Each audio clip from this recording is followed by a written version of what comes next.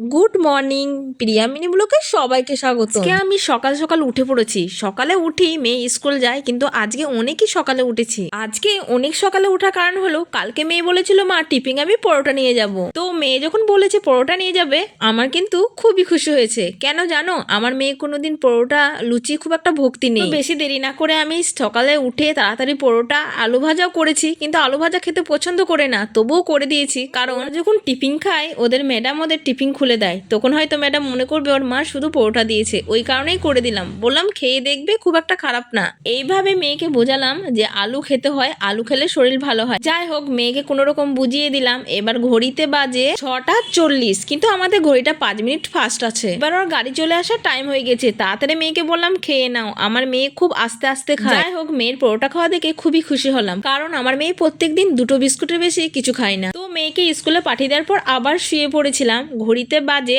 9টা 40। এবার আমি উঠে পড়েছি। উঠে দেখলাম এখনো সূর্য পুরোপুরি উঠেনি। ওই যে আমাদের গাছের ফাঁকে দেখা যাচ্ছে সূর্য। শীতের দিনে আমরা সব সময় অপেক্ষা করি সূর্য কখন উঠবে। তারপর মা বললো সবজি দোকানে কি আছে দেখে আয়। আজকে কিন্তু সবজি দোকানে খুব একটা কিছু নেই। তো বন্ধুরা, আজকের ভিডিও এতটাই। আমার ভিডিও যদি ভালো লেগে থাকে লাইক শেয়ার কমেন্ট অবশ্যই করো।